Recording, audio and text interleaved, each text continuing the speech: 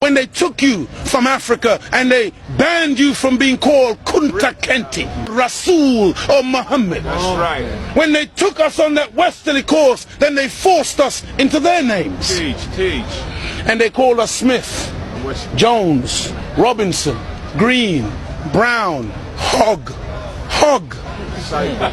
A black man called Mr. White. And when we go to China, listen, and we put our passport down, and the Chinese immigration control official looks at that passport and he sees Mr. White, he expects to see a white man. And when he sees the black man, he says, uh-oh, this man doesn't know who he is. That's your track. But many of us as black people today, we're very foolish people. Right. Because we don't understand why another man gives you his name. Because when he gives you his name, the giving of another's name denotes possession. It means he owns you. As long as you're walking in another man's name, he knows he owns you. You can talk as strong as you like. Yeah, I'm for black, yeah, Mrs. White. Yeah, they're laughing at you. Because they know that when you take another's name, that's why in marriage, in the tradition of marriage, the woman takes the man's surname. Go ahead. And leaves her maiden name, because that taking of the other's name denotes possession. In the event of divorce, you don't walk around with the other man's name. You now relinquish that name because you're no longer with that one. What brings about insecurity is when you have a false concept of yourself. And the false concept of self is white supremacy. They believe that they are better because they are white. And as a result, see, when a man has that kind of silly mentality, Hitler had the silly mentality that the white man, the Aryan, is superior.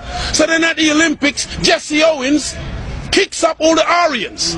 Hitler is outraged. He's angry. The white man pushing white supremacy. That's why they would cut off our penis when they would lynch us. Penis envy.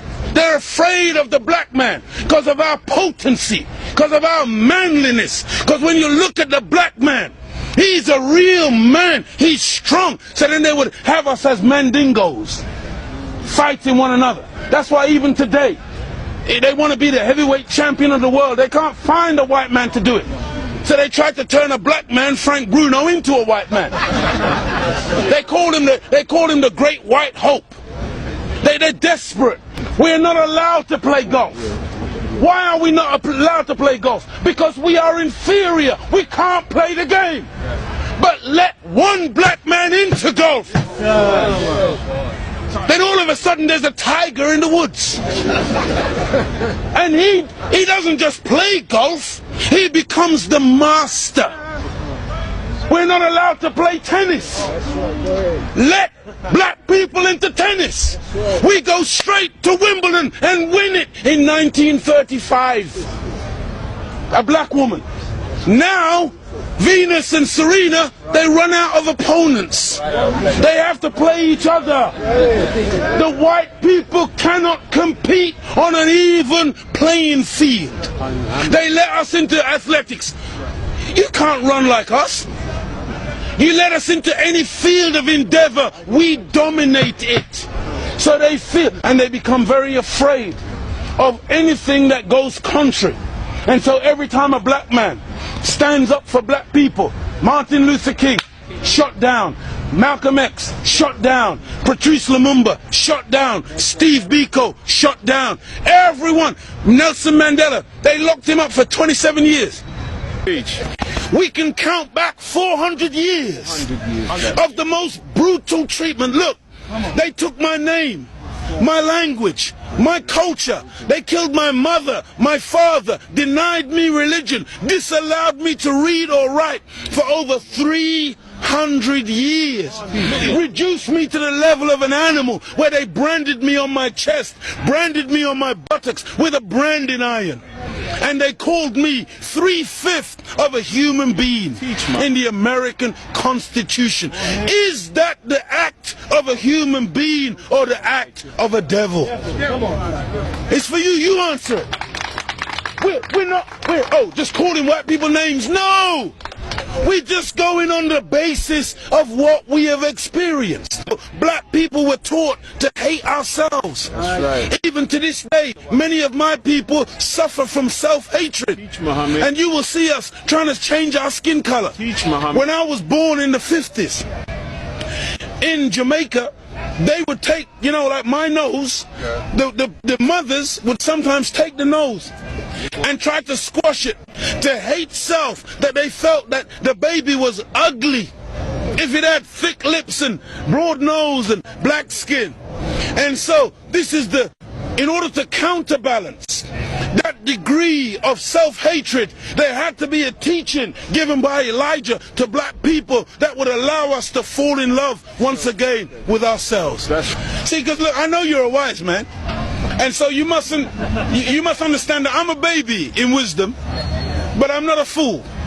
And he's saying here today that the Caucasian is in fact the oldest group on the planet. I beg to differ. Look, one of the most famous anthropologists is Professor Leakey. And when Professor Leakey went in search of the origin of human beings and human species, he didn't stop very long in Europe. He went to Africa.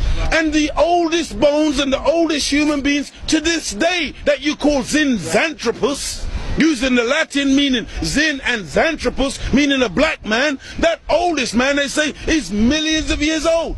You went back and found one even older than that. You called her Lucy, a black woman. Go ahead. And every sensible historian, anthropologist today agrees that the black man is the father of human beings.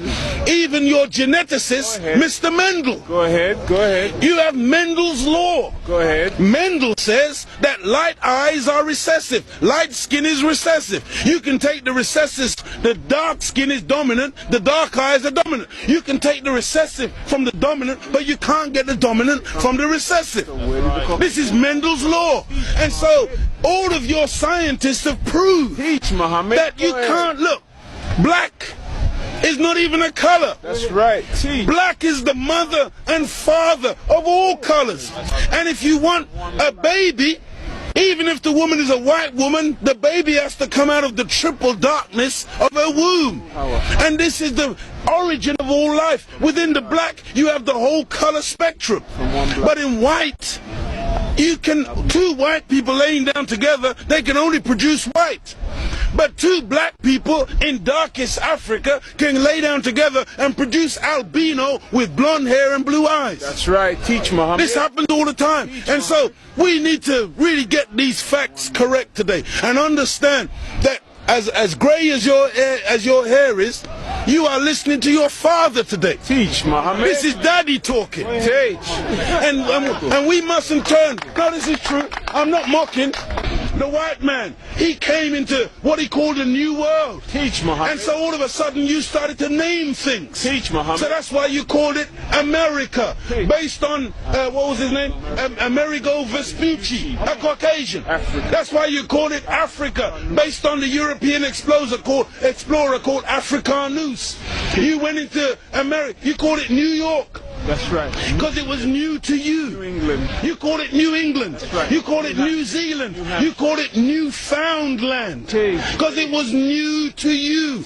But to us, we were already there. That's why we're called aboriginals. From Ab, meaning abstracted from the Father. Muhammad. From God himself. Original, meaning the first. But you won't find Caucasian people calling themselves aboriginal anywhere on the planet. Because you're the new man, Paul Newman.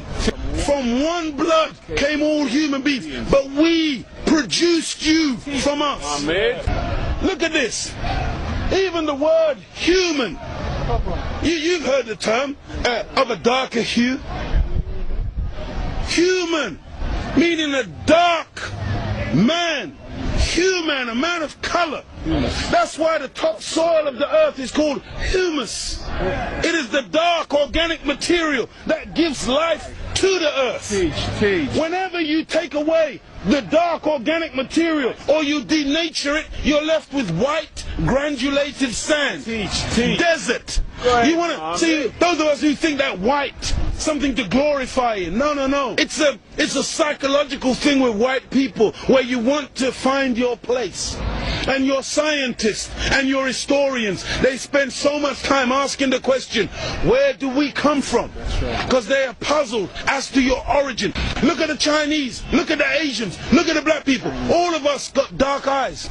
All of us got black hair. The only one on the planet who's got ginger hair, blonde hair, brown hair, grey hair, brunette. You are the one that's gone around the world making everything based on color. You were the one who went into Australia. You were the one who went into South Africa. You were the one who went into Asia and classified people and things based on color. So that's why this man, Yaqub, he wasn't a madman. He wasn't a mad scientist. He was a good scientist. And the Caucasian person is a person who is anti-nature. That's why when the sun comes out, I'm energized. Me and the sun, we got a relationship. I love the sun. I don't need no sunscreen. I don't get cancer from the sun. Me and the sun have got a good relationship. I love it and it loves me. But white people, you got to put sunblock on. You got to hide from the sun, because now you might get a little melanoma. Part of me on you, that means